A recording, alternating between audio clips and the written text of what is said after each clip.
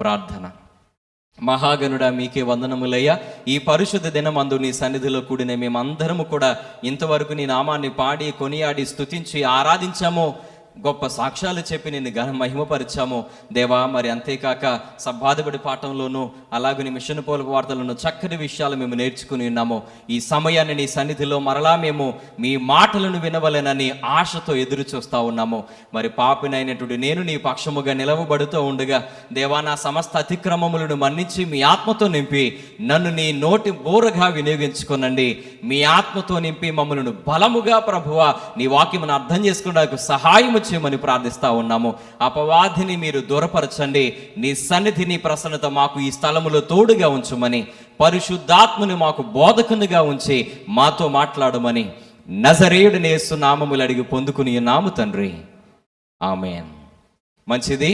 ఈ సమయాన్న దేవునికి మాటలను మనము కొద్ది నిమిషాలు జాగ్రత్తగా మనం ఆలకించి కొన్ని ఆధ్యాత్మిక పాఠాలు మనం నేర్చుకుని మన గృహాలకి మనం తిరిగి వెళదాము. మరొక చిన్న ప్రశ్న వేయాలని ఆశపడతా ఉన్నాను. ఎంతమంది సంతోషంగా ఉన్నారని? మంచిది. కొన్ని చేతులు పైకి లేగలేదు, నిద్రపోతున్నారేమో అనిపిస్తుందండి. అందుకని అడిగాను. దయచేసి నిద్రపోవద్దు. సమయం ఎంతో అవ్వలేదండి. ఇది నిద్రపోయే సమయం కాదు, మేలుకొనే సమయము. వాక్యాన్ని వినగలిగేటువంటి ఉన్నతమైన సమయాన్ని దేవుడు మనకిచ్చాడు.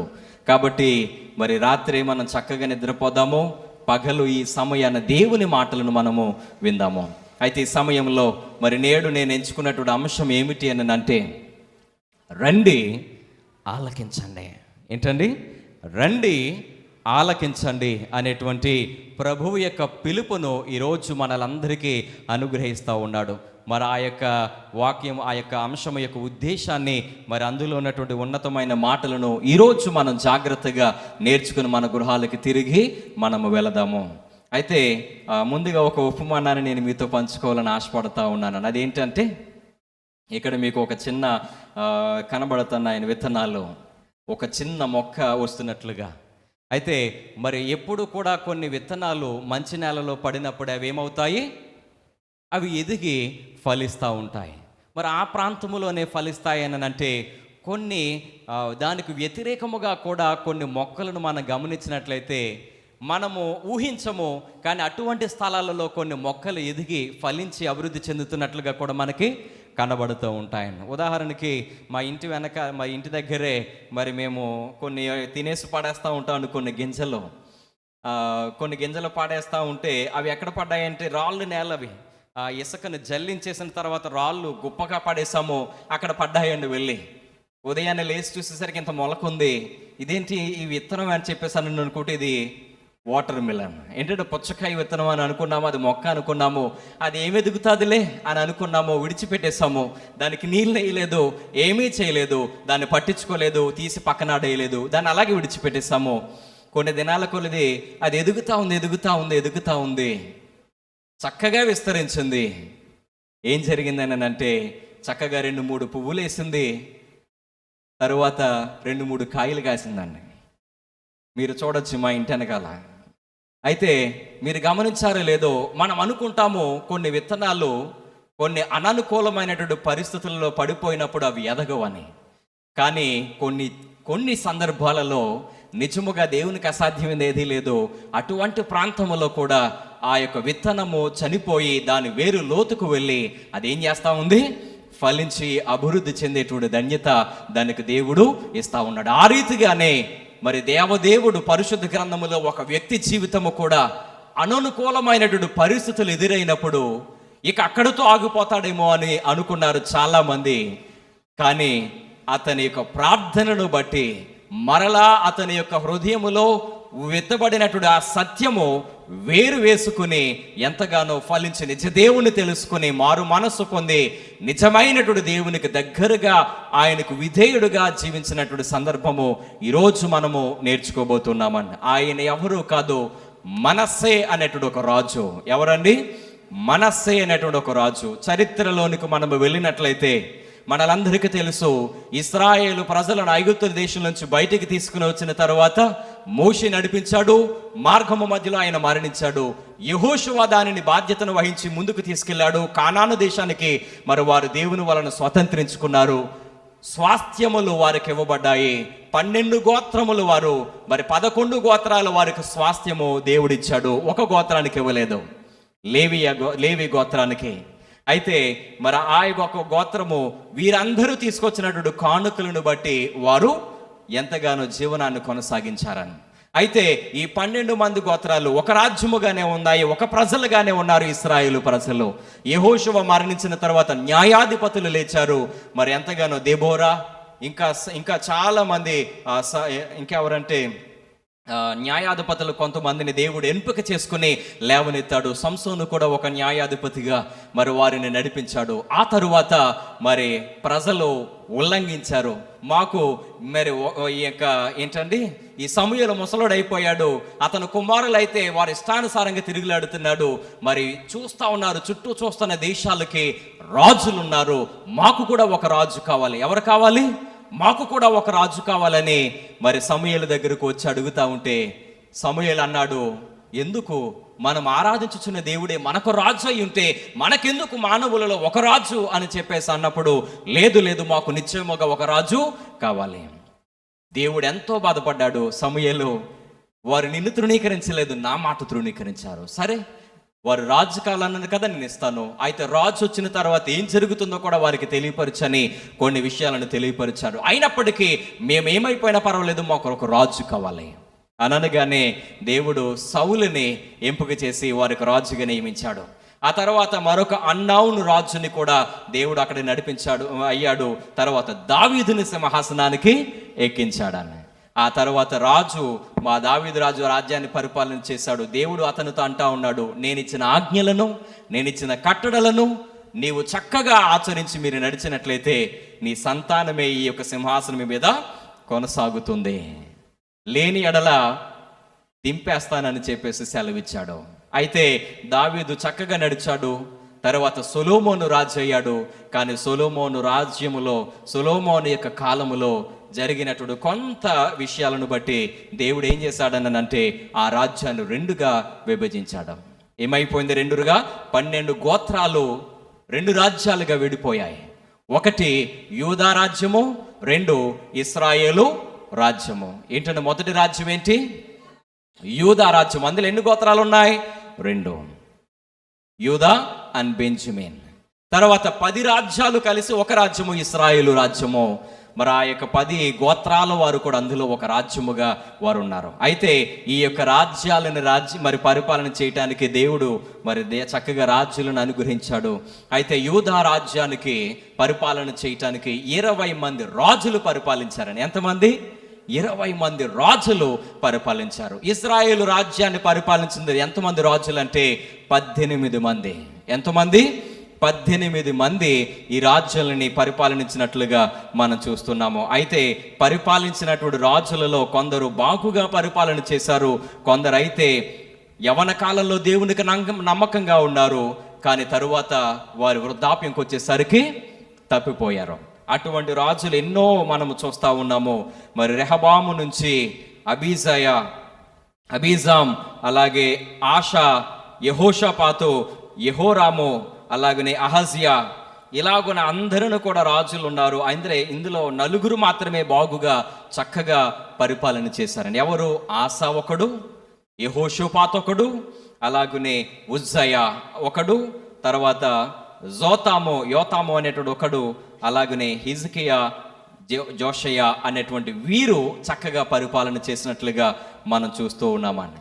అయితే మిగిలిన రాజులందరూ కూడా చెడ్డగానే ప్రవర్తించారు. మరొక 2 యవన కాలంలో బాగానే ఉన్నారు, కానీ వృద్ధాప్యంకి వచ్చేసరికి తప్పిపోయారు. వాళ్ళు ఎవరనంటే జోయాష్, అలాగనే అమజ్యా. ఇది ఇంగ్లీష్లో నేను చెప్తున్నానండి, తెలుగులో మరి మరొక రకంగా అవి పేర్లు మెన్షన్ చేయబడ్డాయి. అయితే ఈ రీతిగా రాజులు మెన్షన్ చేయబడ్డాయి. ఈ ఇశ్రాయేలు రాజ్యాన్ని మరొకరు పరిపాలిస్తున్న యూదా రాజ్యాన్ని పరిపాలిస్తున్న రాజులలో హిజ్కియా చాలా చక్కగా పరిపాలన చేశాడు దేవునికి. తరువాత అతను కుమారుడైనటువంటి మనస్సే 11 సంవత్సరాల వయసులో అతడు రాజ్య అధికారాన్ని 12 సంవత్సరాలలో ఆయన ఏం చేశాడు? రాజుగా నియమించబడిన తర్వాత ఏం జరిగింది అని అంటే ఆయన 55 సంవత్సరాలు రాజ్యాన్ని పరిపాలించినట్లుగా మనం చూస్తూ ఉన్నాము. అప్పటి వరకు కూడా వారి పితరులు చాలా చక్కగా ఇజ్రాయెల్ ఆ యొక్క యూదా రాజ్యాన్ని పరిపాలన చేస్తే దేవునికి నమ్మకముగా ఉంటే తన తండ్రి అడుగుజాడలలో నడవడం మానేసి ఇతడు ఏం చేస్తా ఉన్నాడు? ఈ లోకపరమైనటువంటి వాటిని ఆశించి మరి ఈ లోకంలో ఉన్నటువంటి అన్యజనుల యొక్క దేవతలను తీసుకొచ్చి దేవుని ఆలయములో చెక్కుడు విగ్రహాలను పెట్టి ఆరాధించటము మొదలు పెట్టాడండి.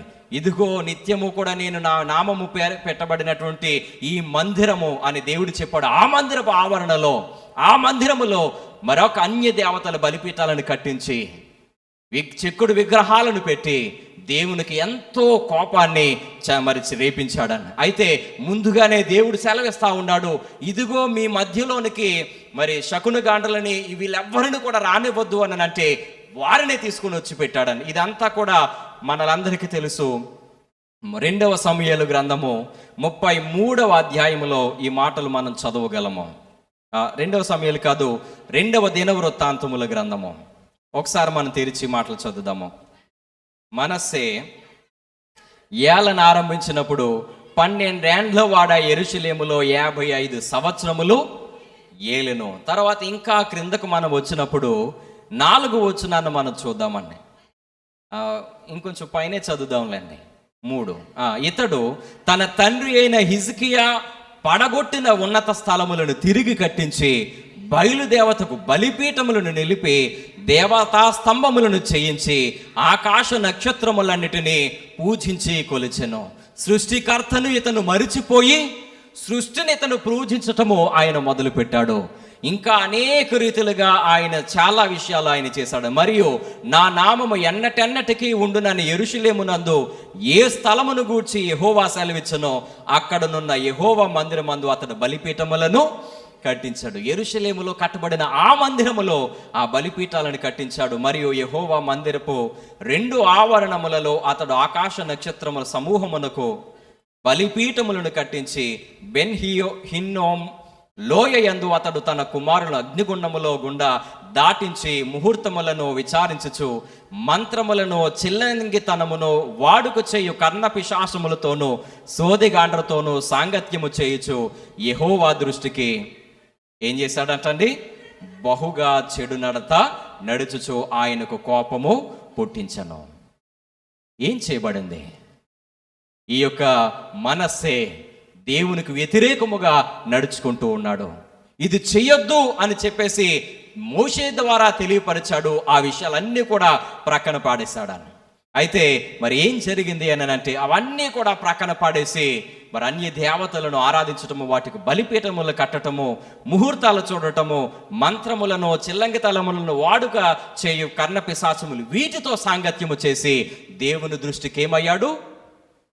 ఎంతగానో మరి దుష్టుడిగా నిలిచిపోయాడు. ఆయనకు కోపాన్ని పుట్టించాడని. వాటి జోలికి పోవద్దని ముందుగానే దేవుడు సెలవిచ్చాడు. ఇవన్నీ కూడా మనం చూసుకున్నట్లయితే నిర్గమకాండము 22:18 వచనంలో మనం చూడగలము. ఒకసారి మనం తెరిచి చదువుదాము. ఏంటండి? నిర్గమకాండము 22:18 వచనము. శకునము చెప్పు దానిని బ్రతకనీయకూడదు. మీ మధ్యలో అటువంటి శకునము చెప్పే వాళ్ళని మీ దగ్గర మీరు ఉంచుకోవద్దు. తర్వాత లేవియాకాండము 19:31 వచనం కూడా మనం చదువుదాము. లేవియాకాండము 19:31. కర్ణ పిశాచు గల వారి దగ్గరకు పోకూడదు, సోదెగాండ్రను వెదకి వారి వలన అపవిత్ర కలుగ చేసుకొనకూడదు. చాలండి. ఇంకా ఎంతో చక్కగా ఆయన వివరించి చెబుతా ఉన్నాడండి. ఏంటన్నాడు? కర్ణ పిశాచు గల వారి దగ్గరికి మీరు పోకూడదు, వాటన్నిటిని కూడా మీరు దూరముగా ఉండండి. ఎందుకు చెప్పాడు దేవుడు? మేలు కోరి. ఇప్పుడు తండ్రి ఇక్కడ చాలా మంది అంటా ఉంటారు, ఇదిగో ఎంత స్వార్థపూరితంగా ఆలోచిస్తున్నాడు దేవుడు, ఆయన్ని ఆరాధించాలంట, వీటి జోలికి మనము పోకూడదంట. ఎంత స్వార్థపరుడు అని అపవాది ఏం చేస్తా ఉన్నాడు? దేవుని మీద, దేవుని వ్యతిరేకముగా అనేకులకు కనపరుస్తూ ఉన్నాడని. కానీ నిజముగా దేవుడు స్వార్థపూరితముగా ఆలోచన చేయలేదు. ఆయన నమ్మదగిన వాడు, నీతిమంతుడు, ఆయన సత్యవంతుడు. అయితే ఈ లోకములో ఉన్నవన్నీ కూడా చిల్లంగితనము, కన్నపిస, ఇవన్నీ కూడా అపవాది వలన కలిగినవి. వాటి జోలికి మీరు పోయిన ఎడల మనము నశించిపోతామని దేవునికి తెలుసు గనుక వాటి జోలికి పోవద్దు అని చెప్పేసి దేవుడు ముందుగానే హెచ్చరిస్తూ ఉన్నాడని. వాటికి జోలికి పోవద్దని అంటా ఉన్నాడు. ఉదాహరణకి తండ్రి మరి పిల్లలు చాక్లెట్లు, ఐస్ క్రీములు అవన్నీ కూడా తింటా ఉంటే ఏం చేస్తూ ఉంటాడండి? ఒరే తినొద్దురా అని చెప్పి వాటిని బలవంతంగా లాగేసుకుని కొంచెం ప్రక్కకు విసిరేస్తూ ఉంటాడు. స్వార్థంతోనా? లేకపోతే తండ్రికి ఏమైనా పిల్లోడంటే ఇష్టం లేక ఎందుకు చేస్తాడని అలాగా? పిల్లోడంటే ప్రేమ లేదా తండ్రికి? బోలుడు ప్రేమ. కానీ ఎందుకు అలా చేస్తా ఉన్నాడు? అవి తింటే అతనికి బాగుగా ఆరోగ్యము పాడవుతుందని చెప్పేసి మరి తండ్రి ఉద్దేశము. కాబట్టి బిడ్డ నశించిపోకూడదు, అనారోగ్యము పాలవకూడదు, నా బిడ్డ ఆరోగ్యంగా ఉండాలి, నా కుమారుడు బలంగా ఉండాలి, నా కుమారుడు చక్కగా ఎదగాలి అనే తండ్రి ఆలోచన చేసి చెడ్డ వాటిని ఏం చేస్తాడు? తీసి పడేసి వాటి జోలికి నీవు పోవద్దు అని చెప్పేసి అంటాడు. అలాగనే ఆ పరలోకమందునటువంటి తండ్రి కూడా మరి ప్రజలకు చెబుతున్నాడు, వాటి జోలికి పోవద్దు, వాళ్ళని మీ దగ్గర ఉంచుకోవద్దు, ఆ అపవాది క్రియలకు మీరు దూరముగా ఉండాలని చెప్పేసి అంటా ఉన్నాడు. ఇంకా ఏం చెప్తున్నాడంటే ద్వితీయోపదేశకాండము 18వ అధ్యాయములో 10-11 వచనాలు కూడా మనం తెరిచి చదువుదాము. తన కుమారునైనను తన కుమార్తెనైనను అగ్నిగుండము దాటించుచు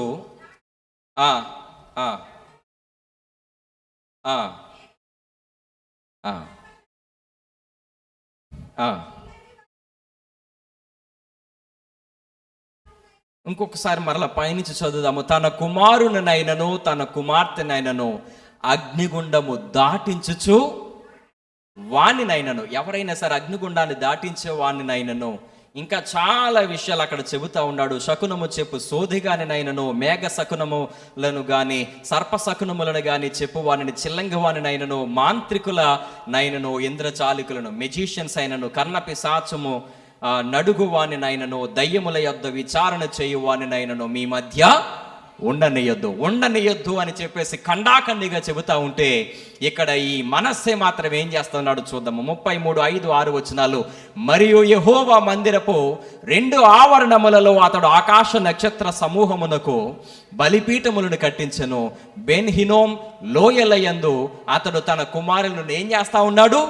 అగ్నిగుండములను దాటేస్తా ఉన్నాడు. దానిని దాటనివ్వద్దు, వాడినైనా సరే నీ మధ్యలో ఉంచుకోవద్దని అంటే అదే చేస్తా ఉన్నాడని. ముహూర్తములను విచారించుచు మంత్రములను, చిల్లంగితనమును, వాడుకు చేయు కర్ణపిశాచముతోనూ సోదిగాండ్రతోనూ సాంగత్యము చేయొచ్చు. యెహోవా దృష్టికి బహు చెడు నడత అతడు నడిచాడు. చేయొద్దు అన్నటువంటి పనులను అతడు చేసి ఎంతగానో చెడు నడతను నడిచినట్లుగా మనం చూస్తున్నాము. నిజమైనటువంటి దేవుడు ఆయన, జరగబోయే సంగతులు చెప్పేది ఆయనే. కానీ ఈ లోకములో ఎవ్వరును కూడా లేరు. కానీ వాటిని మానేసి, దేవుని మానేసి చాలా మంది ఏం చేస్తారంటే వీటి వైపుకు మళ్ళీ నా భవిష్యత్ ఏంటి, నా బిడ్డల భవిష్యత్ ఏంటి, నా పిల్ల ఎక్కడ చదువుతుంది, లేకపోతే నాకు ఎప్పుడు పెళ్ళి అవుతుంది, నాకు ఎంతమంది పిల్లలు పుడతారు, నాకు రాజకీయ యోగ్యం ఉందా లేదా, నేను అభివృద్ధి చెందుతానా లేదా, ఇవన్నీ కూడా చూపించుకోవడానికి ఎక్కడికి వెళ్తా ఉన్నారు చాలా మంది? శకునగాండ్రుల దగ్గరికి, ఇంకా వీళ్ళ దగ్గరికి పోతా ఉన్నారు. నేటి దినాలలో కూడా ఇవి ఉన్నాయి, నేటి దినాలలో కూడా ఇవి కొనసాగుతూనే ఉన్నాయి. కానీ భవిష్యత్తు ఎవరి చేతిలో ఉంది అంటే దేవుని చేతిలో ఉంది. ఆయనే ఆదియు అంతమునై ఉన్నాడు, ఆయనకి సమస్తము తెలిసే ఉన్నది, ఆయనే బయలుపరచువాడు. పూర్వము జరిగిన సంగతులన్నిటిని కూడా ఆయన వివరించి చెబుతా ఉన్నాడు. జరగబోయేవి, జరిగేవి కూడా ఆయనే వివరించి చెబుతున్నాడు. కానీ వాటన్నిటిని కూడా మనం ప్రక్కన పడేసి వీటి జోలికి మనం చాలామంది వెళ్ళిపోతా ఉన్నామండి.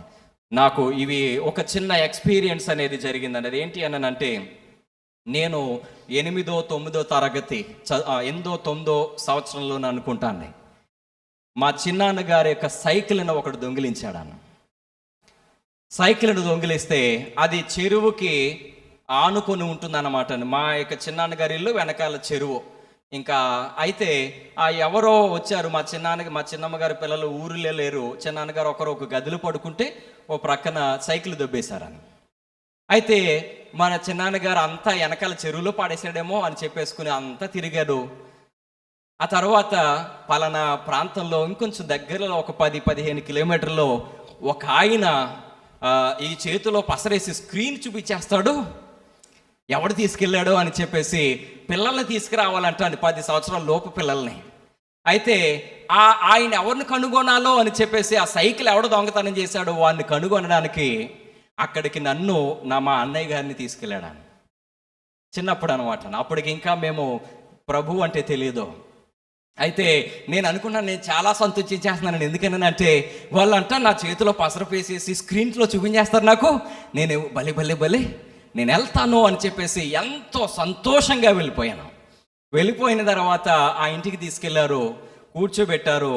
ఒక ఫోటో దగ్గర ఒక 2 అగరత్తులు వెలిగించి ఒక నైవేద్యం ఏదో పెట్టి నా నెమ్మదిగా ఏదో ఇంత పసరు ఉంటే తీసుకొచ్చి నా చేతిలో పూసారండి. పూసిన తర్వాత ఏదో మాట్లాడాడు. ఆ తర్వాత అంటా ఉన్నాడు, జాగ్రత్తగా చూడు, అక్కడ అది జాగ్రత్తగా చూడు అని చెప్పేసి అంటా ఉంటే స్క్రీన్ ఏదో కనబడిపోతుంది అని చెప్పేసి నేను ఏం కనబడతలేదండి. ఏంటి అని చెప్పేసి ఇంకా తీక్షణంగా చూస్తున్నాను కానీ నాకేమీ కనబడట్లేదు. ఈ లోపు 2 అగరత్తులు పెట్టాడు. ఏమో కంట్లోకి వెళ్ళిపోయి నీళ్ళు వచ్చేస్తున్నా ఉన్నాయండి. ఆయన అన్నాడు, కళ్ళు సరిగ్గా చూసుకో, సరిగ్గా తుడుచుకో. ఎంత చూసినా సరే ఏం కనబడట్లేదని. అమ్మ నీకేం కనబడతలేదు, ఒకసారి ఆగు, మా అమ్మాయిని పిలుస్తానని ఇంకొక అమ్మాయిని పిలిచాడు. నా మీద ఇంకొక 2-3 సంవత్సరాలు పెద్దది ఉంటుంది, తమ్ముడు అని చెప్పేసి పక్కకి జరగమని కూర్చోబెట్టి చూపిస్తా ఉందన్నమాట. అదిగో వెనకాల నుంచి తలుపు తీశాడు. అదిగో మెల్లగా వచ్చాడు.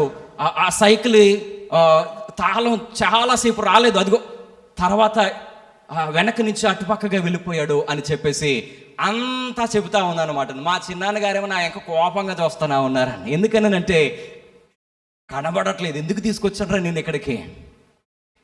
భయముతో నాకు కూడా కనబడుతుంది అని చెప్పేద్దామేమో అనుకున్నాను, కానీ నాకేం కనబడట్లేదు, కానీ కనబడలేదని చెప్పాను. అయితే ఆ అమ్మాయి ఏదో వివరించి చెప్పింది. ఆ మాటలు వాళ్ళకి సాటిస్ఫాక్షన్ అవ్వలేదు. బయటకు వచ్చేసాము. మా చిన్నాయన గారు తిడతా ఉన్నారని, ఎరా నిన్ను తీసుకొస్తే నీకు కనబడట్లేదురా, ఇంకొకరిని తీసుకురావాల్సిందిరా అని చెప్పేసి నన్ను అంటాం. నిజంగా నేను చాలా బాధపడ్డాను. తర్వాత నాకు అర్థమైంది ఏంటి అని అంటే, ఆలోచన చేస్తే వాళ్ళు ఎందుకు చిన్నపిల్లలని తీసుకురమ్మన్నారని అంటే, వాళ్ళు భయముతో కనబడలేదు అని అంటే ఏమైనా అన్నేస్తారేమో అని చెప్పేసి కనబడింది అని చెప్తారని వారు చిన్నపిల్లలని ప్రిఫర్ చేస్తారు. ఇటువంటివి అన్నీ కూడా ఎన్నో ఈ లోకములో ఉన్నాయి. వాటి జోలికి మనము పోకూడదు. భవిష్యత్తు ఎవడు చూపిస్తాడని మన చేతుల్లో, మన యొక్క చేతి రేఖలను బట్టి మన భవిష్యత్తు ఎవరు చెబుతా ఉన్నారని. నిజంగా కొన్ని విషయాలలో అపవాది కొన్ని విషయాలను తెలియపరుస్తూ ఉంటాడు. ఏదో ఒక రాయి విసిరితాడు, తగులుతుంది, అవునా కాదంటారా? కానీ నిజముగా ఇటువంటి వాటిని మరి నమ్మేటువంటి వారు చాలా మంది ఉన్నట్లుగా మనం చూస్తున్నాం. ఇటువంటి వారి జోలికి నీవు పోవద్దని చెప్పేసి అంటా ఉంటే, అయితే మరి మనస్సే అవే చేశాడు, చెడు నడతను నడిచాడు. అయితే ఆయనకి ఇది తప్పు అని చెప్పేసి ప్రవక్తలు చెప్పారు, దేవుడు కూడా వివరించి మాట్లాడి చెబుతా ఉంటే అవి ఆయన వినలేదు. ఏం చేశాడు? దేవుడు అంటా ఉన్నాడు, వాటి జోలికి నీవు పోవద్దు, వాటిని నిలిపై స్టాప్ అని చెప్పేసి అంటే ఉంటే ఆ మాటలను కూడా ఆయన చెవిని పెట్టలేదు. మనం ఇక్కడ చూద్దాము. మొదటి కదండి, 2వ దినవృత్తాంతంలో 33:9 మనం చదువుదాము. ఈ ప్రకారము మనస్సే యూదా వారిని యెరూషలేము కాపురస్తులను మోసపుచ్చిన వాడై ఇశ్రాయేలీయుల ఎదుట ఉండకుండా యెహోవా నశింపచేసిన అన్యజనుల కంటెను వారు మరింత అక్రమముగా ప్రవర్తించినట్లు చేయుటకు కారకుడైన. ఒక రాజు ఎలా చేస్తూ ఉంటే అందరినీ కూడా అదే ఫాలో అవ్వమంటా ఉన్నాడు.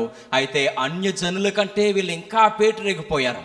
ఇంకా వారు కొంచెమే చేస్తూ ఉంటే వీళ్ళు ఇంకా ఎక్కువగా మరి ఆ పనులు చేస్తూ చెడతనాన్ని వారు చేస్తూ ఉన్నారని. అయితే ఆ సందర్భంలో దేవుడు అంటా ఉన్నాడు 10వ వచనం, యెహోవా మనస్సేకును అతని జనులకును వర్తమానములను పంపినను వారు చెవియొగ్గాక పోయిరి. ఎంత దురదృష్టమో చూడండి. ఇదిగో అయ్యా, నీవు చెడ్డ మార్గములు వెళుతున్నావు, నీకు మంచిది కాదు ఇది, నీవు ఆపే అని చెప్పేసి అన్నప్పటికీ కూడా ఎవ్వరును కూడా వినలేదు, చెవి యొగ్గలేదు. ఏం జరిగింది అని అంటే, నిజంగా దేవుడు ఏదైనా సరే జరగబోతుంది అని చెప్పేసి జరిగేది ముందుగానే మనకు వివరించి చెబుతూ ఉంటాడని, కొన్ని దర్శనాలను మనకు చూపిస్తూ ఉంటాడు, కలలో మనకు చెబుతాడు. మనం జాగ్రత్త పడవలసిన వారమై ఉన్నాము. అయితే మరి ఆ విషయాలలో మనం జాగ్రత్త పడినట్లయితే మనము మేలు నొందుకోగలము. కానీ దేవుని యొక్క మాటలను తెలియపరిచినప్పటికీ కూడా వారు ఏం చేశారు? వినలేదు, ఆలకించలేదు. ఏం జరిగింది అని తర్వాత దేవుడు ఒక అష్షూరు రాజు యొక్క సైన్యాన్ని లేవనెత్తి ఈ యొక్క మనస్సే మీదకి యుద్ధానికి నడిపించాడు. మరి ఆ యుద్ధములో ఏమైపోయారు? ఈ సైన్యం అంతా కూడా ఓడిపోయింది. మనస్సే పారిపోతా ఉంటే ఆయన ఏం చేశారని పట్టుకొని 2 చేతులను వెనకకు పెట్టేసి సంఖ్యలు వేసేసి బంధించి తీసుకుని వెళ్ళిపోయారు వారి యొక్క రాజ్యానికి. గమనించండి, దేవుడు చెప్పినప్పుడు వినకపోతే ఏం జరుగుతుంది? తరువాత దాని పర్యావసనం అనేది మనము ఖచ్చితంగా అనుభవించవలసి వస్తుందని. కాబట్టి దేవుడు ముందు నుంచి కూడా ఎంతగానో మనలందరికీ కూడా ఉన్నతమైన సత్యాలను వివరించి మనకు చెబుతూనే ఉన్నాడు. కానీ వాటిని మనం లక్ష్య పెట్టలేదు.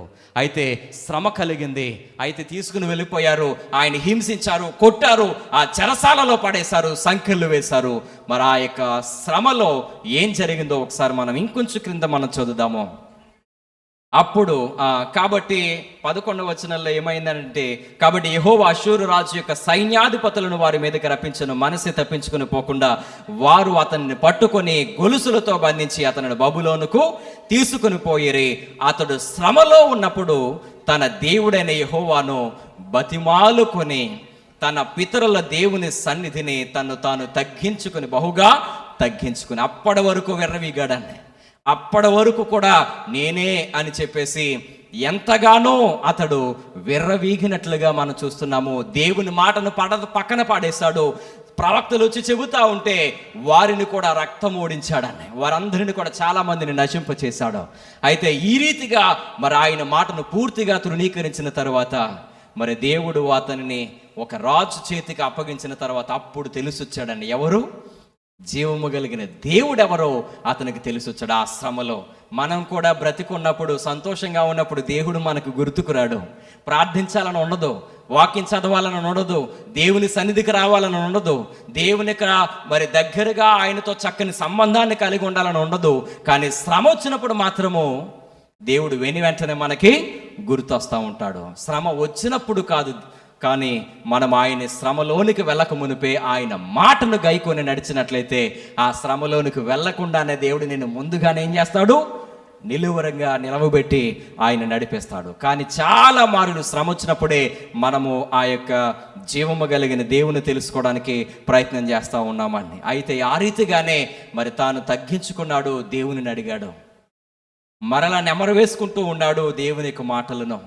ఆ తరువాత తాను చేసిన తప్పిదాలన్నీ కూడా నెమరు వేసుకుంటూ ఉన్నాడు. అవన్నీ కూడా తప్పిదములే, దేవుడు ఇలాగున వాటి జోలికి పోవద్దన్నాడు కదా అని చెప్పేసి అనుకుని ఆ వాక్యపు విత్తనము అతని హృదయములో పడింది.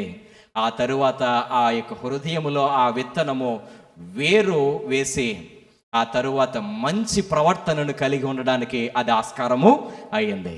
ఆయన చుట్టూ కూడా అననుకూలమైనటువంటి పరిస్థితుల్లో చెరసాలలో ఉన్నారు, గొలుసులతో బంధించబడ్డాడు. అయితే ఇంకా తీసుకుని తన యొక్క రాజ్యానికి తిరిగి వెళతాడు అనేటువంటి ఆశ అయితే లేదు, చంపేస్తారు. అటువంటి సందర్భాలలో కూడా దేవుడు ఏం చేశాడనంటే అతని హృదయములో నాటబడినటువంటి విత్తనము వేరై మరి ఎంతగానో మరి వెళ్ళింది. ఆ తరువాత ఎంతగానో మారు మనస్సు అతడు నడుచుకున్న తర్వాత, దేవుని అడిగిన తర్వాత ఎంతగానో దేవుడు ఒక ఉన్నతమైనటువంటి కార్యాన్ని అతని పట్ల చేశాడని ఏంటో మనం చూద్దాం. ఆయన తగ్గించుకున్న తర్వాత ఆయనను మొరలుగా ఆయన తన విన్నపములను ఆలకించి యెరూషలేమునకు అతని రాజ్యములోనికి అతనిని తిరిగి తీసుకుని వచ్చినప్పుడు యెహోవా దేవుడే ఉన్నాడని మనస్సే తెలుసుకొనెను. చూడండి ఎంత గొప్ప కార్యము ఈ మనస్సే విషయంలో చేశాడో చూడండి. అప్పటి వరకు కూడా దేవుడెవడు అని చెప్పేసి విర్రవీగాడు. తరువాత ఆయనే దేవుడు అని తగ్గించుకుని ఆయన తెలుసుకోగలిగినట్లుగా మనం చూస్తాం. నిజంగా ఎంత ఘోర పాపినైనా సరే మనము ఆయన ఎదుట మనము మొరపెట్టినప్పుడు మన పాపములను ఆయన ఏం చేస్తాడు? క్షమిస్తాడు. ఆయన మనలను దోషిగా దోషిని అంటే నిర్దోషిగా ఆయన ఎంచడు, కానీ ఆయన ఏం చేస్తాడని అంటే ఒక పాపిని ఒక దోషిని నిర్దోషిగా ఆయన చెయ్యడు, కానీ క్షమించి ఆయన ఏం చేస్తాడు, మరొక అవకాశాన్ని ఇస్తాడు. ఇది మనం జాగ్రత్తగా ఆలోచన చేయవలసిన విషయం అండి.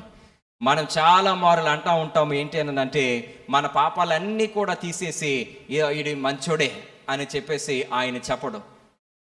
ఆయన ఎలా చెబుతాడు, మనము తప్పిదములను ఒప్పుకున్నప్పుడు వాటిని క్షమించి అప్పుడు తీస్తాడు. కానీ ఆయన ఇటు పాపం చేసిన ఇటు నిజంగా నిర్దోషే అని ఆయన ఎప్పుడు ఆయన ఎంచడు. కనికరించి క్షమించి అప్పుడు మనల్ని నడిపిస్తూ ఉంటాడని. అయితే మనమును కూడా ఆ రీతిగానే ఈ లోకంలో చాలా మారులు దేవునికి వ్యతిరేకమైనటువంటి పనులు మనం చేస్తూ ఉన్నాము. మరి ఆది నుండి కూడా దేవుడు ఆయన ప్రజలకు వివరించి చెబుతానే ఉన్నాడు. నోవాహు కాలంలో ఇదిగో జల ప్రళయం రానే ఉంది, మారు మనసు పొందండి అని చెప్పేసి అంటే పిచ్చోడీడు అని అనుకున్నారు. చివరికి ఎవరు పిచ్చోళ్ళయ్యారు? ప్రజలే. తర్వాత ఇంకా చాలా మంది ప్రజలను మరి దేవుని యొక్క ప్రవక్తలను లేవనెత్తి ఆయా కాలాలలో ఆయా ప్రజలకు వివరించి చెబుతూ ఉంటే వారు కూడా చెవియొగ్గి వినలేదండి. యెషయా కాలంలో మనం ఆలోచన చేసినట్లయితే యెహోవా 1:18 అంటా ఉన్నాడు, యెహోవా ఈ మాట సెలవిచ్చుచున్నాడు, రండి మన వివాదములను తీర్చుకుందుము, మీ పాపములు రక్తము వలె ఎర్రనివైనను అవి హిమము వలె తెల్లబడును, కెంపు వలె ఎర్రనివైనను అవి గొర్రెబొచ్చు వలె తెల్లనివగును అని చెప్పేసి ఆయన రండి మనకున్న వివాదాన్ని, మనకున్నటువంటి సమస్యను తీర్చుకుందాము రండి అని చెప్పేసానండి. ఏంటి ఆ సమస్య అనంటే పాపము. ఏంటి మనకు ఆ యొక్క వివాదం ఏంటి అనంటే పాపము. ఆ పాపాన్ని మీరు తీసివేసుకోండి. ఆ పాపము వలన ఎందుకు మీరు మరణిస్తారు? మరి పాపి మరణించుట నిజంగా దేవుడికి సంతోషము కానీ కాదండి. గమనించండి, ఆయన ప్రతి వారు కూడా రక్షించబడవలెననేది ఆయన ఉద్దేశము గనుక మనము తప్పిపోకుండా మరణించకుండా దేవుని రాజ్యమునకు వారసులగినట్లు మనకు అనేక సార్లు అనేక రీతిలుగా వర్తమానాలను పంపుతూనే ఉన్నాడు. ప్రవక్తలని పాత నిబంధనలు పంపాడు. చివరికి నా ప్రియకుమారుని కూడా పంపుతానని చెప్పేసి యేసుని కూడా పంపిస్తే ఆ యేసుక్రీస్తు ప్రభువారు వారి మధ్యన ఉన్నాడు, కానీ వారు ఆయనను ఎరగలేదు. యోహాను 1:10 ఆయన లోకములో ఉండెను, లోకము ఆయన మూలముగా కలిగెను, కానీ లోకము ఆయనను తెలుసుకొనలేదు. ఎంత దౌర్భాగ్యమో చూడండి. యేసుక్రీస్తు ప్రభువారే స్వయాన వచ్చి ఆ తండ్రిని గూర్చి వివరించి చెబుతున్నాడు, జీవించి చూపించాడు. నేను ఆయన కూడా ఒకటే అని చెప్పేసి, మరి నన్ను చూస్తే ఆయన చూసినట్లే అని చెప్పేసి కూడా చెబుతా ఉన్నాడు. అయితే ఎంతగానో ఆ రీతిగా జీవించిన ఆ ప్రజలు ఆ మాటలు ఉల్లంఘించారండి. అయితే నేటికి కూడా ఆయన ప్రజలమైనటువంటి మనలందరికీ కూడా మరి ఆయన ఉన్నతమైనటువంటి వర్తమానాలనిచ్చి మన ముందు జరగబోయేటువంటి సంగతులను మనకు వివరించి చెబుతూ మీరు కూడా మళ్ళీ రండి నా మాటను ఆలకించండి అని చెప్పేసి ఎంతగానో ఉన్నతమైనటువంటి సత్యాలను మనకి వివరించి బోధించి చెబుతా ఉన్నాడని. అయితే ఈ రీతిగా ప్రెసెంట్ ట్రూత్, నేటి సత్యము ఏంటి అని అంటే మరి చివరి దినాలలో ఉన్నటువంటి మనందరికీ కూడా ఉన్నతమైనటువంటి సత్యాన్ని మనకి వివరించి చెబుతున్నాడు. త్రిదూత వర్తమానము ఏంటండి? 3 దూతల వర్తమానము. శేషించబడినటువంటి సంఘము, మరి 7th డే అటువంటి సంఘము ఈ ఉన్నతమైనటువంటి వర్తమానాన్ని ఈ లోకములను జనులందరికీ కూడా ప్రకటించి మరి ఎంతగానో అనేకులను ప్రభువు యొద్దకు నడిపిస్తూ ఉన్నారు. ఏంటి ఆ వర్తమానం అనేది మనం గమనించినట్లయితే 3 వర్తమానాలు. మొదటి దూత, జీవము కలిగిన దేవుణ్ణే ఆరాధించండి. ఎవరైనా ఈ భూమిని ఆకాశములను సృజించినటువంటి సృష్టికర్త ఆయనే ఆరాధించాలి. 2, మరి ఎంతగానో ఒక స్త్రీ ఏం చేస్తుందనంటే వ్యభిచార మద్యముతో అందరిని కూడా మత్తులుగా చేసింది. అయితే బబులోను కూలిపోయిన అని చెప్పేసి ఒక దూత తెలియపరుస్తూ ఉన్నాడు. అయితే ఆ యొక్క అపవాది యొక్క మత్తులో ఉన్నటువంటి ప్రతి వారును కూడా ఆ మత్తును విడిచి దేవుని యొక్క వాక్యపు వెలుగులో నువ్వు రండి అని చెప్పేసి ఆ బబులోను నుండి బయటికి రమ్మని చెప్పేసి ఆహ్వానిస్తూ ఉన్నాడని. తర్వాత 3వ ఆ యొక్క దూత ఏంటి అంటే మృగము ముద్ర మీరు కలిగి ఉండవద్దు, దేవుని ముద్రను మీరు కలిగి ఉండండి అని చెప్పేసి మరి ఎంతగానో చెబుతున్నాడు. అయితే ఆ యొక్క దేవుని యొక్క ముద్ర ఏంటి అని అంటే సబ్బాతు. ఏంటండి దేవుని యొక్క ముద్ర ఏంటి? సబ్బాతు. ఆ సబ్బాతును మనం చివరి దినాలలో ఆచరించవలనని ఈ త్రిదూత వర్తమానం ఎంతగానో మరి చక్కగా మనకు వివరించి చెబుతుంది. ఇందులో ఉన్న సత్యాలు మనలందరికీ తెలుసు. మరి ఎంతగానో ఒకటిగా సబ్బాతు సత్యాన్ని బయటికి వచ్చినట్లుగా మనం చూస్తున్నాం. ఈ సబ్బాతు సత్యాన్ని మరి ఎంతగానో అనేకులకు తెలియపరచడానికి మన యొక్క పితరులు, మన పైనియర్స్ ఎంతో కష్టపడినట్లుగా మనం చూస్తున్నాం. నిన్నటి దినాన అంతర్వేదిలో దేవుని సేవకులు ఈ విషయాన్ని చెప్పారని, సబ్బాతు సత్యాన్ని ఇతరులకు తెలియపరచటానికి ఎంతగానో వారు ప్రయాసపడినట్లుగా మనం చూస్తున్నాం. ఎంతో శ్రమ నొందినట్లుగా కూడా చూస్తున్నాము. చివరిగా ఆ యొక్క చిన్న విషయాన్ని నేను మరలా మీ అందరికీ వివరించి చెప్పాలని ఆశపడుతున్నాను. ఇక్కడ కనబడుతున్న ఆయన ఎవరనంటే జోసెఫ్ బేట్స్. ఎవరండి?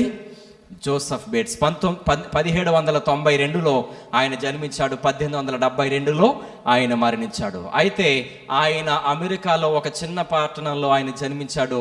అయితే ఆయన సముద్రములో ఉన్నటువంటి ఓడకి ఒక కెప్టెన్గా ఆయన సేవలు అందించాడు. అయితే మరి సేవలు అందించిన తర్వాత ఆయన రిటైర్ అయిపోయారండి. రిటైర్ అయిన తర్వాత ఎంత డబ్బులు వచ్చాయి ఆయనకి పెన్షన్ అనంటే $11,000 ఆయన చేతికి వచ్చాయి. ఎన్ని వేలు? 11,000. నిజంగా ఆ దినాలలో ఎంతో ఉన్నతమైనటువంటి అమౌంట్. ఆ అమౌంట్ని పట్టుకుని రిటైర్ అయ్యి వచ్చాడు. మరి తన కుటుంబంతో సంతోషంగా ఉంటూ ఉన్నాడు. అయితే అదే సమయంలో మిల్లర్ మూమెంట్ అని చెప్పేసి ఒక ఉద్యమం ప్రారంభమైంది.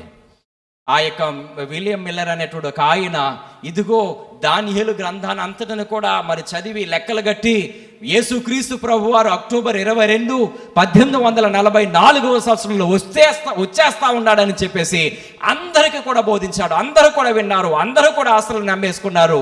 ఆ కొండెక్కి కూర్చుని ప్రార్థనలు చేస్తా ఉన్నారు. ఆ ప్రభువు రాలేదు. అయితే ఎంతగానో నిరాశ చెందారని అందరూ కూడా, అక్కడ ఉన్నటువంటి వారందరూ కూడా బైబిల్ తప్పు అని చెప్పేసి బైబిల్ని చెప్పేసి పక్కన ఆడేశారు. కొంతమంది దేవుని దూషించి వెళ్ళిపోయారు. కానీ కొంతమంది ఈ జోసెఫ్ బేట్స్ అనేటువంటి ఈయన ఇంకొంతమంది మరి వారు ఏం చేశారనంటే ఆ యవనస్తులతో కూర్చుని లేఖనాలను మరలా పరిశోధన చేసి చూస్తే సబ్బాతు సత్యము బయటకు వచ్చింది. తర్వాత ఇంకా గుడారపు సేవ యొక్క సత్యములు బయటకు వచ్చాయి. మరి ప్రభు అయినటువంటి యేసుక్రీస్తు వారు ఆ అతి పరిశుద్ధ స్థలములో అతి పరిశుద్ధ స్థలములోనికి అడుగు పెట్టినటువంటి దినం ఇదే అని చెప్పేసి వారు కనుగొన్నారు. అయితే అక్కడ నుంచి పరిశీలన తీర్పు ప్రారంభమైందని చెప్పేసి ఉన్నతమైన సత్యాలు తెలుసుకున్నారు. మరి సత్యాన్ని అక్కడే విడిచిపెట్టలేదు. ఆ సబ్బాతు సత్యం అందరికీ తెలియపరచవలనని ఈ జోసెఫ్ బేట్స్ గారు ఏం చేశారనంటే ఆయనకున్న డబ్బును ఖర్చు పెట్టడము ఆయన మొదలు పెట్టారని ప్రింటింగ్ చేస్తూ ఉన్నారు. కరపత్రికలను ముద్రించి పంచి పెడతా ఉన్నారు. ఆ పత్రికలను తీసుకున్న వారు చాలా మంది మారినట్లుగా కూడా మనము చూస్తూ ఉన్నాము. అయితే ఈలోపు ఆయన దగ్గర డబ్బు అయిపోవచ్చింది. ఒకరోజు ఆమె భార్య వచ్చి అంటా ఉంది, అయ్యా ఇంట్లో సరుకులు అయిపోయి తీసుకురా అని. ఆయన ఏం చేశాడంటే ఆయన వెళ్ళి సరుకులు తీసుకొచ్చి ఆమె చేతికి అందించాడండి. ఎప్పుడు కూడా ఆయన ఆ ఇంటికి తీసుకొచ్చేటప్పుడు సరుకులు ఎంతెంత ఉండేయని అంటే గుర్రపు బండ్ల మీద పెద్ద పెద్ద బస్తాలు గోధుమ పిండి, నూనెలు కూడా పెద్ద పెద్ద టిన్నులతో తీసుకొచ్చేటట్టు ఆయన ఈసారి ఏం చేశాడని అంటే ఒక 1/2 కేజీ పిండి మాత్రమే తీసుకొచ్చి ఆమె చేతికిస్తే, ఇదేంటయ్యా ఎప్పుడు గుర్రపుల బండి మీద బోల్డ్ సరుకులు తెచ్చేసేవాడు ఇప్పుడేమైంది అని చెప్పేసి తలదించుకుని ఆయన, అమ్మ నా దగ్గర ఉన్నటువంటి ₹1 అదే వచ్చింది. నా ₹1 చివరి ₹1 అదే నా దగ్గర. $11,000 తీసుకొచ్చాడు. ఏమైపోయి అంతా కూడా స్వార్థ సేవకే ఆయన ఖర్చు పెట్టేశాడు. చివరి ₹1 అయితే ఏం చేశాడు, ఆ యొక్క ఆ పిండిని తీసుకొచ్చి అప్పగిస్తే నిజంగా ఆమె చాలా నిరాశ పడిపోయి దేవుడు మన పేదవారుగా ఉండమంటున్నాడు అని చెప్పేసి ఎంతగానో ఆమె నిరాశ చెందిపోతే ఆయన ఏం చేశాడంటే తలదించుకున్న తన గదిలోనికి వెళ్ళి ప్రార్థన చేశాడు. తర్వాత సత్యాలను మరలా రాయటం మొదలు పెట్టాడు. ఈలోపు ఏం జరిగిందని ఆయనకు ఒక మనసులో ఒకటి ఆలోచన వచ్చిందంట. ఏంటి, నీవు పెన్న కింద పెట్టేసి నీవు ఉత్తరము మరి పోస్ట్ ఆఫీస్ దగ్గరికి వెళ్ళు అని చెప్పేసి మనస్సులో ఒక గద్దింపు వస్తూ ఉంటే సరే అని చెప్పేసి ఆయన పోస్ట్ ఆఫీస్ దగ్గరికి వెళ్తుంటే ఎదురుగానే ఒక పోస్ట్ మ్యాన్ వచ్చి ఏం చేశాడు, అయ్యా జోసెఫ్ బేట్స్ గారు మీకు ఒక ఉత్తరం వచ్చింది రండి అని చెప్పేసానని మరి ఆయనకి ఎదురెళ్ళాడు. అయితే ఆ యొక్క పోస్ట్ మ్యాన్ అంటా ఉన్నాడు, ఈ ఉత్తరము పలానా నేమ్ లేదు, ఎక్కడి నుంచి వచ్చిందో తెలియదు, కానీ మరి దీనికి ఒక ₹1 ఇచ్చేసి దీన్ని తీసుకెళ్ళిపోండి అని చెప్పేసి అన్నారని. ఎంత అంటండి? ₹1. పాపం ఈ జోసెఫ్ బేట్స్ గారి దగ్గర ఏమైనా డబ్బులు ఉన్నాయంటే ఆల్రెడీ ఖర్చు పెట్టేశాడని, ఏమీ లేవు. అయితే ఆ సందర్భంలో ఆయన అంటా ఉన్నాడు, ఈ యొక్క పోస్ట్ మ్యాన్కి తెలిసి ఈ జోసెఫ్ బేట్స్ ఉన్నతమైన వ్యక్తి, మరి గొప్ప కెప్టెన్, మీరు తర్వాత డబ్బులు ఇచ్చి తీసుకుంటా, తర్వాత డబ్బులు ఇవ్వండి, ఇదిగో ముందే ఈ ఉత్తరాన్ని పట్టుకెళ్ళిపోదని అంటే, లేదు నేను డబ్బులు ఇచ్చే నేను తీసుకుంటాను, నీ దగ్గరే ఉంచానని చెప్పేసి వెనక్కి వెళ్ళిపోతే, ఎందుకు మరలా వెనక వచ్చి మరలా పోస్ట్ మ్యాన్ పిలిచి, సరే నా ఎదురుగానే నీవు దాన్ని చింపు, ఒకవేళ చింపు అని చెప్పేసి అన్నప్పుడు దానిని చింపితే అందులో $10 ఉన్నాయండి. ఎన్ని? $10. నిజంగా ఆ రోజుల్లో చాలా ఎక్కువ డబ్బు. వెంటనే ₹1 ఇచ్చేసి ఆ మిగిలినటువంటి డబ్బులతో ఏం చేశానంటే ఒక కొట్టు దగ్గరికి వెళ్ళి ఒక గుర్రబండి నిండా కూడా సరుకులన్నీ కూడా వేయించేసి ఇంటికి పంపించేశాడండి. ఈలోపు ఆ యొక్క ఇంటి దగ్గర ఆమె అంటా ఉంది, ఇవన్నీ కూడా ఇదిగో జోసెఫ్ బేట్స్ గారి ఇల్లు ఇదేనా అని అంటే, ఇదే. సరుకులు దింపుతున్నామని అంటే, ఆగండి మీరు ఏదో పొరపాటున వచ్చేసారు ఎక్కడికి మా ఇంటి దగ్గర డబ్బులే లేవు, ₹1 కూడా లేదు, ఇక్కడికి ఎలా వచ్చేస్తారు, ఇది రాంగ్ అడ్రస్కి వచ్చేస్తారు, మీరు వెళ్ళిపోండి అని అంటే, లేదు జోసెఫ్ బేట్స్ గారు ఇల్లుదంటే ఇదే. వెంటనే ఈలోపు జోసెఫ్ బేట్స్ గారు వచ్చారు, అవన్నీ కూడా దింపించారు. ఎలాగండి ఇదంతా డబ్బులని అంటే, దేవుడు నమ్మదగిన వాడు, దేవునికి స్తోత్రము కలుగును గాక, ఆమేన్. మరి నిజముగా ఆయన సత్యము కొరకు నిలవబడ్డాడు, పత్రికలను పంచాడు, ఆ యొక్క సత్యాన్ని ఇతరులకు తెలియపరిచాడు. ఆ సబ్బాతు సత్యమే నేడు ప్రపంచవ్యాప్తముగా 2020 దేశాలు ఉన్నాయి. ఆ 20 దేశాల్లో మరి దగ్గర మరి 2006-7 కంట్రీస్లో ఈ సబ్బాతు సత్యం అనేది విస్తరించింది. నిజముగా మరి ఎంతగానో మరి ఆ సత్యము వెలువడడానికి గల కారణము మన పితరులు చేసిన గొప్ప సేవ, పరిచర్య. కాబట్టి గమనించండి, ఎంత ఉన్నతముగా మరి దేవుని పరిచర్య కొరకు ఆయన మరి కనిపెట్టాడు, చేశాడు. మరి దేవుని యొక్క పని, ఆయన మాటను మనం ఆలకించి ఆయనకు విధేయత చూపి ఆయన సత్యాలను ఇతరులకు మనము బయలుపరచవలసిన వారమై ఉన్నాము. కానీ చాలా మంది మనము వాటిని ప్రక్కన పెట్టేసి ఇంకా స్లీప్లోనే ఉండి నిద్రపోతూ ఆ సత్యము మాకు అవసరం లేదని చెప్పేసి శేషించిన సంఘమే నేటి దినాలలో నిద్రపోతూ సత్యానికి వ్యతిరేకముగా నడుచుకుంటూ ఉన్నారని. కానీ మనము చివరి దినాలలో ఉన్నాము. రండి ఆలకించండి అని చెప్పేసి ఆయన వర్తమానాలను అందిస్తూ ఉన్నాడు. ఈ త్రిదూత వర్తమానాన్ని ప్రచురము చేయటానికి నీవు నేను కూడా మనము ప్రయాసపడాలి. మన పితరులు గొప్ప పరిచర్య చేశారు.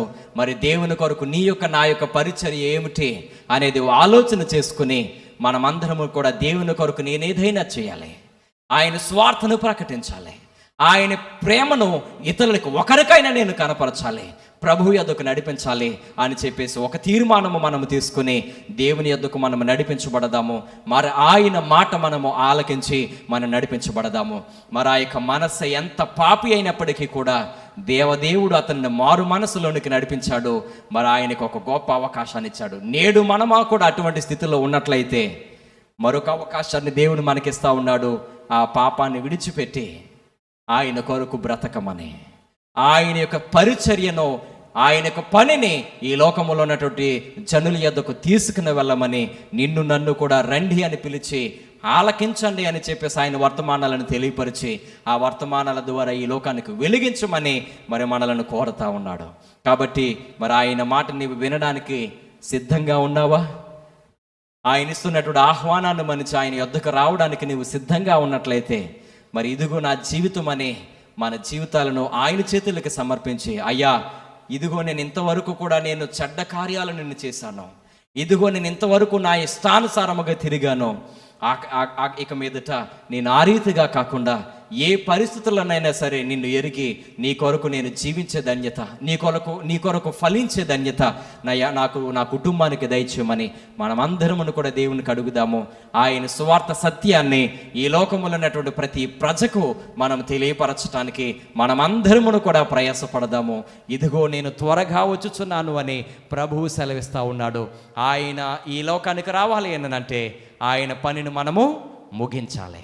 కాబట్టి ఆయన పనిని మనము ముగించడానికి గాను మనమందరమును కూడా ఆయన పిలుపుని అందుకుందాము. రండి, ఆయన పిలుస్తూ ఉన్నాడు. మరణించమని కాదండి, ఆయన పనిలో ఒక పాలు భాగస్థుడిగా ఉండమని. కాబట్టి నీవు నేను కూడా మరి ఆ పిలుపుని అందుకుని ఆయన మాటలను మనము చెవియొగ్గి ఆలకించుదాము. చెవియొగ్గకపోతే వచ్చే పరిణామాలను మనం విన్నాము. ఏమైంది? అంత గొప్ప రాజును కూడా మెడలను చేంజ్ చేశాడు, చెరసాలోనికి గెంటేశాడన్న. కాబట్టి మన పరిస్థితుల్లో కూడా అటువంటి దీనస్థితిలోనికి పోకుండా ఆయన ఎదుట తగ్గింపు జీవితాన్ని కలిగి మనము జీవిద్దాము.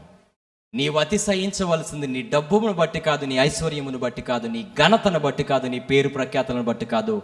నిన్ను నన్ను మనలను సృజించినటువంటి ఆ సృష్టికర్తను బట్టి మనము అతిశయించాలి. ఆయనను బట్టి అతిశయించే, ఆయనకు దగ్గరగా, ఆయనకు విలువైన వారముగా మనము జీవించి ఆయన పనిలో పాలుభాగస్థలం అవుదాము. ఆయన పని ముగించి ఆయన రాకకై మనమందరము సిద్ధపడదాము. ఆయన ఇచ్చు జీతము కొరకు వేచి ఉందాము. అటువంటి ధన్యత ఈ మాటలు వింటున్న నీకు నాకు మనలందరికీ దేవుడు దయచేయునుగాక. ఆమేన్. తలలు ఉంచుదాము. ప్రార్థన. మహాగణుడా, మీకే వందనములయ్యా. ఈ యొక్క పరిశుద్ధ దినమందు నీవు మాకు అనుగ్రహించి నీ వర్తమానమును బట్టి మీకు వందనాలు. ఎంత ఘోర పాపులనైనా క్షమించి దేవా మరొక అవకాశం ఇచ్చేటువంటి గొప్ప దేవుడవు.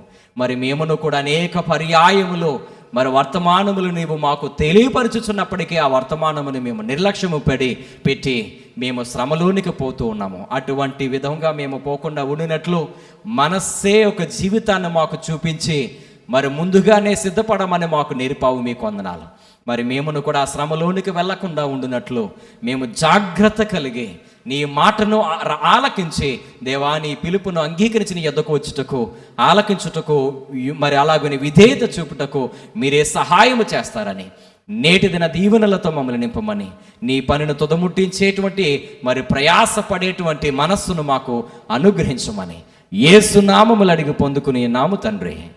ఆమేన్. Thank you.